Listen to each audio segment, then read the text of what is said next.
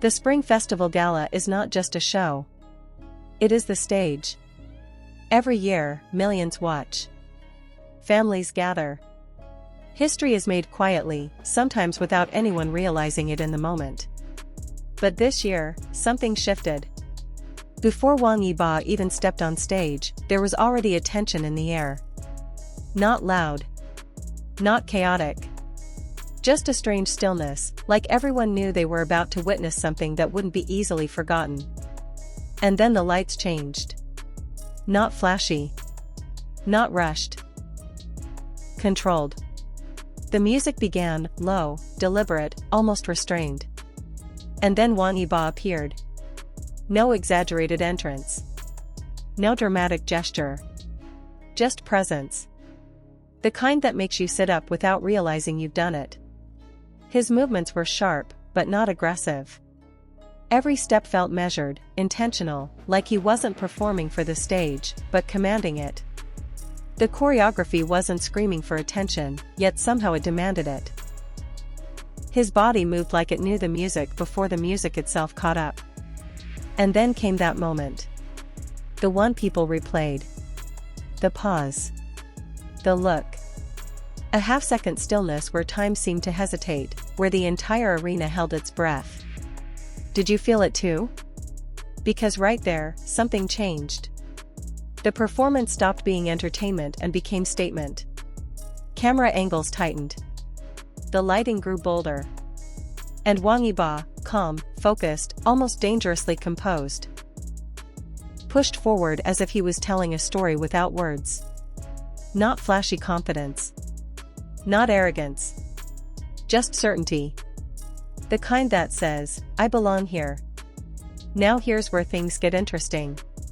The broadcast cameras did what they always do during moments like this, they scanned the audience. And for a brief moment, the lens landed on Xiao Zhan. No exaggerated reaction. No forced smile. Just stillness. Eyes fixed on the stage. People later argued about what that look meant. Some said it was admiration. Others said surprise.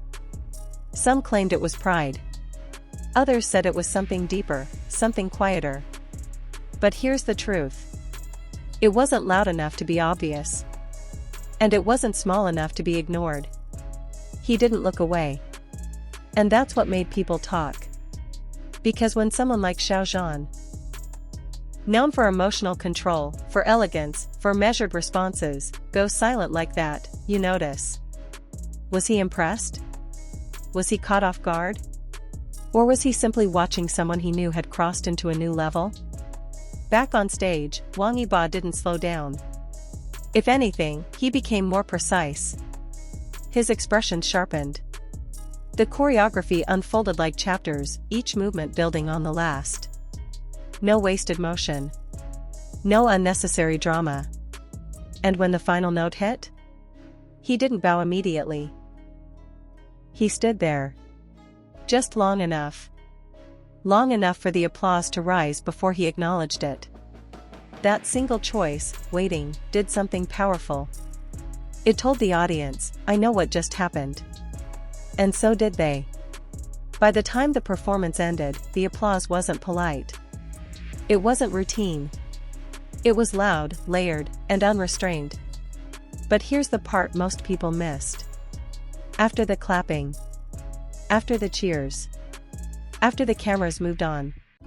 The energy didn't settle. It lingered. Online, discussions exploded almost instantly. Not just about how good the performance was, but about what it meant.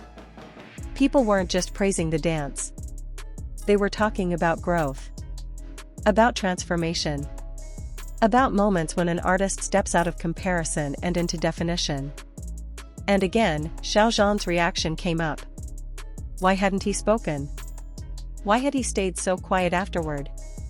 Why did that single glance feel heavier than words? Sometimes, silence says more than commentary ever could.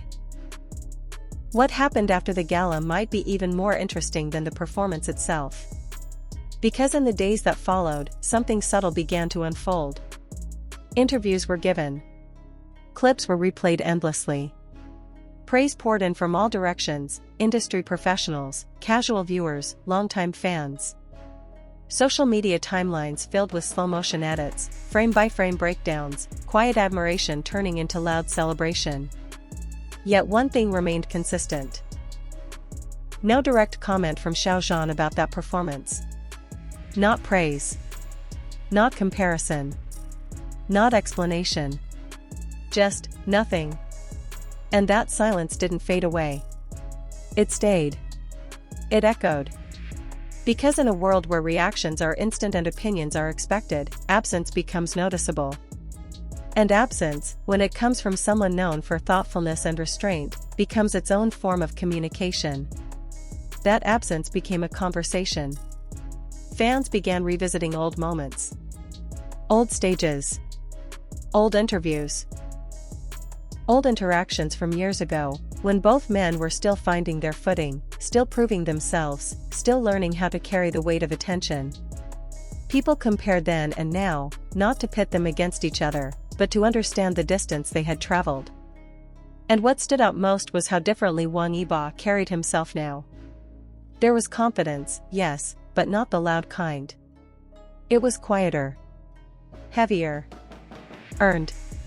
The kind that doesn't need to announce itself. Meanwhile, Xiao Zhan continued as he always did, graceful, composed, intentional.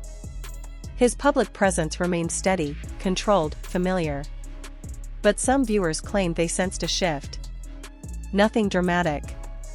Nothing you could point to and say, there, that's it.